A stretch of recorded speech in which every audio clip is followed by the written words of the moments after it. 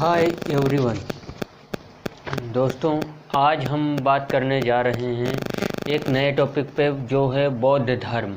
बौद्ध धर्म एक ऐसा टॉपिक जो हर एग्ज़ाम में पूछा जाता है, लगभग सभी एग्ज़ाम में पूछा जाता है और ये ऐसा टॉपिक है जो बहुत ही इंटरेस्टिंग है और इसके बारे में जान करके आप लोगों को बहुत ही अच्छा महसूस होगा, क्योंकि ये टॉपिक इतना अच्छा है कि आप सोच भी नहीं सकते कि कितना अच्छा है ये टॉपिक। और ये हर एग्ज़ाम में पूछा जाता है, ऐसा है नहीं कि किसी एग्ज़ाम में पूछा नहीं जाता है। और यूपीएससी में तो हर साल लगभग पूछा जाता है, प्री में तो दो तीन बार क्वेश्चन इससे तीन क्वेश्चन मिलते हैं इससे। तो हम बात कर रहे हैं कि बौद्ध धर्म में इसके संस्थापक बौद्ध धर्म की स्थापना और संस्थापक कौन थे। तो बौद्ध धर्म के संस्थापक थे महात्मा बुद्ध। बौद्ध धर्म के संस्थापक महात्मा बुद्ध थे। बौद्ध धर्म के संस्थापक कौन थे? तो महात्मा बुद्ध। जन्म इनका 563 ईसा पूर्व में हुआ था। 563 ईसा पूर्व में हुआ था। जन्म स्थल इनका कहाँ पड़ता है? इनका जन्म कहाँ हुआ था? तो लुम्बिनी वन, ये नेपाल में पड़ता है, इस समय नेपाल में है। महात्मा बुद्ध 563 ईसा पूर्व लुम्बिनी वन है। और पिता इनके शुद्धोधन है। इनके पिता का नाम शुद्धोधन है। ये शाक्यों के शासक कपिलवस्तु के राजा थे। शाक्यों के शासक थे और कपिलवस्तु नगरी के राजा थे। माता इनकी महामाया देवी थी और ये कोली गणराज्य यानी कौशल गणराज्य की ये राजकुमारी थी। माता इनकी महामाया देवी थी, कोलीय गणराज्य की थी। और बचपन का नाम इनका सिद्धार्थ था। गोत्र गौतम था और बचपन का नाम इनका सिद्धार्थ था। पालन पोषण इनका किसने किया? तो इनकी मौसी थी मौसी गौतमी विमाता प्रजापति। इनका नाम है गौतमी विमाता प्रजापति। इनका लालन पाषण, क्योंकि इनकी माता इनके जन्म के पश्चात खत्म हो गई थी, यानी इनके जन्म के पश्चात खत्म हो गई थी, स्वर्गवास हो गया था। इसलिए इनका पालन पोषण इनकी मौसी ने किया था, गौतमी विमाता प्रजापति ने। इनका विवाह 16 वर्ष की अवस्था में हो गया था।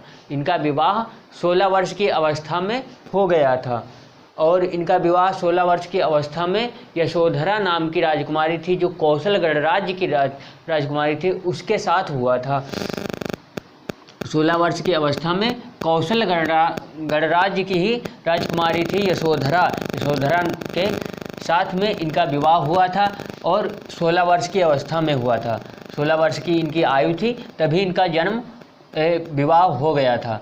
और इनके पुत्र एक हुआ था जिसका नाम था राहुल इनके पुत्र का नाम था। और ग्रह त्याग की घटना महाभिनिष्क्रमण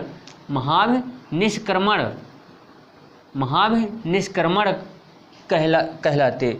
यानी जब ये घर से 29 वर्ष की आयु में इन्होंने घर छोड़ा था, 29 वर्ष की आयु में इन्होंने घर छोड़ा था, तब उस घटना को महाभिनिष्क्रमण कहा जाता है। इनका सारथी था जो बहुत ही योग्य सारथी था, चन्ना नाम था, जो इनको हर पहलू के बारे में इनको जीवन के बारे में हर चीज़, अगर ये किसी प्रश्न को पूछते तो उसका उत्तर इनका सारथी देता था, जिसका नाम था चन्ना। और इनके घोड़े का नाम कंथक था।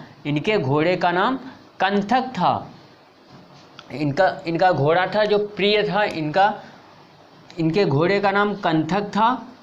और ज्ञान प्राप्त इन्हें 35 वर्ष की आयु में हुई थी। ज्ञान प्राप्ति कब हुआ था इन्हें? तो ज्ञान प्राप्ति इन्हें 35 वर्ष की आयु में हुआ था। और वैशाख पूर्णिमा का दिन था। उसी दिन इन्हें ये ज्ञान प्राप्त हुई थी। और इनका ज्ञान प्राप्ति का एक ऐसा सिस्टम है कि इनका जन्म, ज्ञान प्राप्त और महापरिनिर्वाण यानी जीवन का अंत, जिसमें ये अपना शरीर त्याग दिए थे, तब ये तीनों घटनाएं महात्मा वैशाख पूर्णिमा के दिन ही हुई थी। तो वैशाख पूर्णिमा वाले दिन को बुद्ध पूर्णिमा के नाम से भी जाना जाता है, बुद्ध पूर्णिमा के नाम से भी जाना जाता है, बुद्ध पूर्णिमा के नाम से भी जाना जाता है, पूर्णिमा के नाम से भी जाना जाता है। इनके जन्म, ज्ञान और महापरिनिर्वाण तीनों घटनाओं को बुद्ध पूर्णिमा के दिन ही हुआ था, तो इसीलिए उसको बुद्ध पूर्णिमा के नाम से जाना जाता। इनका ज्ञान प्राप्त स्थल कहाँ हुआ? ज्ञान प्राप्ति तो 35 वर्ष की अवस्था में हो गई, लेकिन इनका ज्ञान प्राप्त स्थल कहाँ था? तो ये गया, बोध गया जो बिहार में पड़ता है, वहाँ पर इनको ज्ञान प्राप्ति हुई थी। और निरंजना नदी का तट था और उसी तट के किनारे पे वट वृक्ष लगा हुआ था, वट वृक्ष के नीचे इन्हें ज्ञान प्राप्ति हुई थी।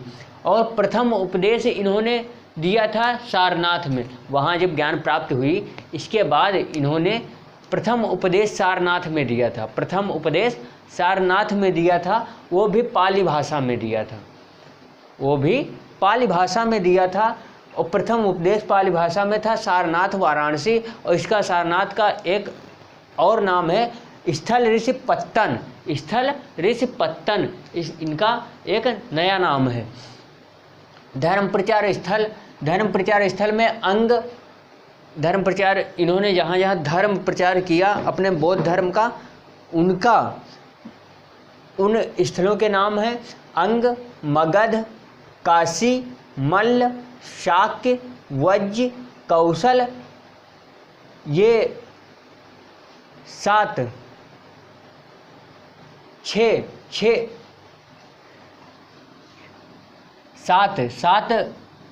राज्यों में इन्होंने धर्म प्रचार अपनाया था। अंग था, मगध था, काशी था, मल्ल था, शाक्य, वज्र, कौशल, ये 7 राज्य थे जिनमें इन्होंने धर्म प्रचार किया था। और जीवन का अंत इनका 80 वर्ष की अवस्था में 486 ईसा पूर्व में इनकी मृत्यु हो गई थी। तो ये इनका 80 वर्ष की आयु में दिन वैशाख पूर्णिमा का था और कुशीनगर में हुई थी। इनका जीवन का अंत कुशीनगर में हुआ था। और इस जीवन की अंत की घटना को महापरिनिर्वाण कहा जाता है, महापरिनिर्वाण कहा जाता है इस घटना को। यानी जब ये इन्होंने शरीर छोड़ा, यानी इनकी शरीर से आत्मा जब निकली, तो उस घटना को महापरिनिर्वाण कहा जाता है। और इनको कहा जाता है कि इनकी मृत्यु किसी के खीर में जहर देने से इनकी मृत्यु हुई थी। अब ये कहाँ तक बात सच है इसके बारे में तो इतना जानकारी नहीं है, लेकिन ये बात पढ़ने को मिलती है और किताबों में लिखा भी है कि इनकी मृत्यु किसी के खीर में जहर देने से इनकी मृत्यु हो गई थी। तो ये इनके जन्म से संबंधित है। और ये बौद्ध धर्म बहुत इम्पोर्टेंट है। बौद्ध धर्म में इनका पूछा जाता है कि ये इनके पिता किस शासक के थे, किस राज्य के थे, तो कपिलवस्तु के शासक थे और ये शाक्यों के शासक थे। कपिलवस्तु में शाक्यों के शासक थे शुद्धोधन, इनकी माता का नाम महामाया देवी था। और ये पूछा भी गया है स्टेटमेंट बना करके कि इनकी माता महामाया देवी कौशलगढ़ राज्य की थी, तो हाँ कौशलगढ़ राज्य की थी। और बचपन का नाम इनका सिद्धार्थ था, गोत्र गौतम था, पालन पोषण गौतमी विमाता प्रजापति ने किया। विवाह 16 वर्ष की आयु में यशोधरा नाम की राजकुमारी से हुआ, ये भी कौशलगढ़ राज्य की राजकुमारी थी। पुत्र राहुल हुआ। और ग्रह त्याग की घटना को महानिष्क्रमण कहा जाता है। सारथी चन्ना था, घोड़ा कंथक था। ज्ञान प्राप्त 35 वर्ष की आयु में वैशाख पूर्णिमा के दिन ये बुद्ध कहलाए। और ज्ञान प्राप्त स्थल गया है, बोध गया, बिहार निरंजना नदी का तट वट वृक्ष के नीचे हुआ था। प्रथम उपदेश सारनाथ स्थल ऋषिपत्तन में पाली भाषा में दिया था। पूछा जाता है कि प्रथम उपदेश कहाँ दिया, सारनाथ में दिया, और किस भाषा में दिया, पाली भाषा में दिया। धर्म प्रचार स्थल अंग मगध काशी मल्ल शाक्य वज्य कौशल गणराज्य, ये 7 राज्य हैं जहाँ पर इन्होंने धर्म प्रचार किया। और जीवन का अंत इनका हुआ 486 ईसा पूर्व में 80 वर्ष की आयु में। दिन वैशाख पूर्णिमा का था। कुशीनगर महापरिनिर्वाण।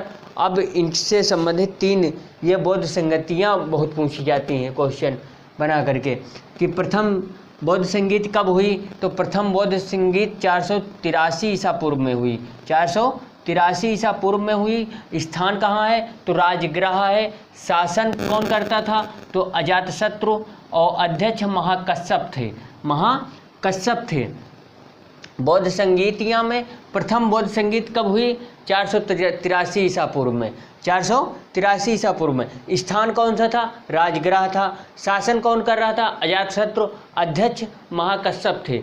अध्यक्षता किसने की, महाकश्यप ने। शासन कौन कर रहा था उस समय, अजातशत्रु, और स्थान राजगृह था। प्रथम वर्ष कब हुई, 483 ईसा पूर्व में प्रथम बौद्ध संगीत हुई। अब बात करते हैं कि दूसरी बौद्ध संगीत कब हुई, तो दूसरी बौद्ध संगीत 383 ईसा पूर्व में हुई। इससे 100 साल बाद में हुई 383 ईसा पूर्व में। 383 ईसा पूर्व में।